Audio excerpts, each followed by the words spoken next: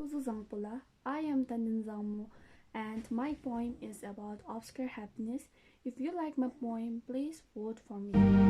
Obscure happiness. What defines joy? The important source of everlasting life, making life euphoric and vigorous, mixed with pleasure, satisfaction, and never ending happiness.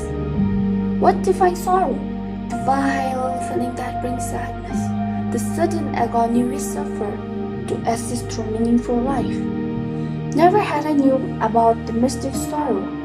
I trusted the timing, choosing courage over cynicism that I borrow. Unfair zigzag of life which I was blaming has now taught me a great lesson.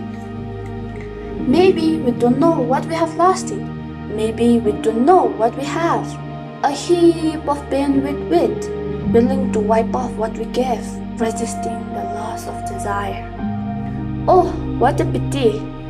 Reflecting on the godly commission, with heart filled of guilty and self-condemnation, pain flares like streaks. Yet, life brings me to concision, memories that has to cherish, healing buried bruises and burned betrayals to self-condemnation, lost into a love that has vanished. Sorrowful to joyful, untainted admiration to nature, filled with amazing scent and gleeful, healthy environment brings happiness to nurture to both living and non-living. From smiling with heartfelt joy to smiling with hidden tears, giving us experiences to glow and to overcome unseen fears. Thank you. Greetings to all. This is Anjana Chettri, and the title of the poem I'm going to recite is Joy and Sorrow. So if you all like my poem, please vote for me. After the 10 years of marriage waited, where prayers and ray of hope never faded, they were blessed with little princess calling, then joy like never-ending casket falling. She was newly born guest to the world addressing, but for her parents she was blessing, a magician, a hope, and a future. She indeed was a sparkling gem hidden in the morass of life's occult. She used to play all day nearby her house, not with the toys that you see today's kids are with. Instead, with puff of birds that she used to collect, sometimes putting some in her mouth to her unawareness. Behold, she wasn't among the luckiest one to cherish, when memories of childhood wasted in innocence. But as dawn comes along with dogs, so do sorrow and joy gallop together. From looking after her other younger siblings to dragging her feet tirelessly in kitchen, her little soldier had to carry all the responsibilities. By then, her life's battle was half won. World of stranger difference appalled her. Open curtained acted as lamp in dark mirror. Dryness on her skin turned into wounded tear. Then her mind started to teem with dreadful fear. Yes, world isn't cruel, but human. Had she gone to lament this far?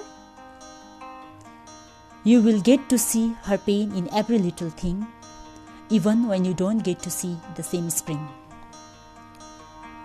Remember, there is sunshine after storm. There is joy after sorrow, as they are inextricable nuns. She was taught by these very twins, which courages in a friendly violence.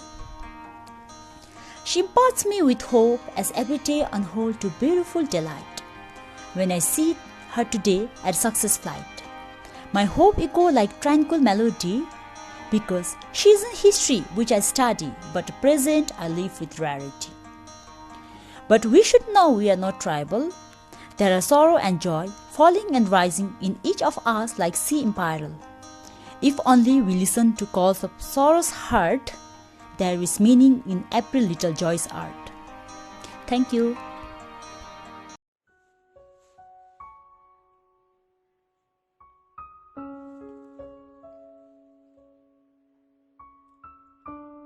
Life is a series of joy and sorrow, like roses with flowers and their thorns. When petal faces the fall, mere thorns are seen, while flower rains spring and trivels the thorns. Sorrow unfolds when joy dims, akin to night settling into the day. Joy unfolds as sorrow conceals, everything turning gay. It is insipid to admire the rainbow if you just adore the sun avoiding the rain, as rainbow is a product of its beautiful blend. So, not just embracing joy, but also sorrow and pain, for they are inseparable and unavoidable, as the sun and the rain for the beautiful rainbow. Don't just envy the successful man. No one is born with silver spoon in their hand. Digging deeply, you will see perspiration behind their door. Successful people are like the sun, in the joy of shining. They endure the painful want, like a baby who stumbles and falls, cries, then rise to walk again till he succeeds. The one who can see oil in the mustard grain and diamond in the coal, or milk in butter and silk in garments, knowing the pressure and hardship of transition, as he is who understands why the sun shines more elegantly after the sky completes its cry. The mountain who smiles with the silvery snow, though sparkles and defeats the beauty of neighboring peak, looking back to the same mountain again, it gets worn and barren when snow melts, making it sick. Nothing forever stays, all beauty, pride, and joy. As vanity rules, everything shall fray. Now, shall we shed light in our heart that joy and sorrow are natural and inevitable paths? Shall we learn to smile and pick sorrow and then joy too? Contemplating and embracing life, blending these two. By doing so, in any pangs of distress, happily we can toil, because we know life swings from joy to sorrow and sorrow to joy as well. So, you be the creeping metal which can withstand any diversity. Cold winter and the hot summer isn't a mystery. It's just that it chooses to smile in tears, challenging with positivity every hurdles and fear, for it knows everything shall pass.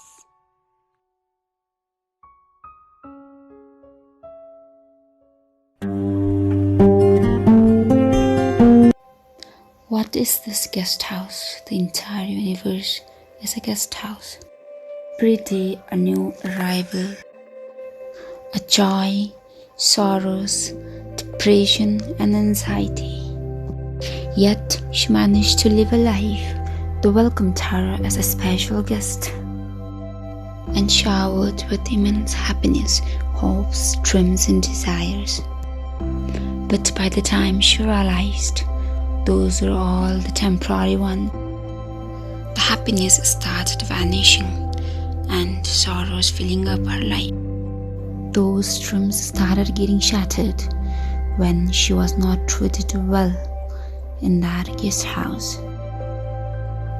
She started working a pretend body with broken spirit who unintentionally broke others' spirit in the hope of fixing her own. part of her started loving sadness, like how a part of you love happiness. And somehow, all of a sudden, she became void. She didn't die, but she didn't leave. She stands because she was welcomed in this guest house. She lives because she hasn't died. Why is it that this guest house looks so great when it makes her feel exhausted? She's living to survive the competition and failing to fill that. A wonder of this guest house, she feels that she is living a death life. Pain weighs on her heart as a guest, yet she manages to stand up and realize that the world is a beautiful place. If she doesn't mind, happiness is not always having fun and enjoyments.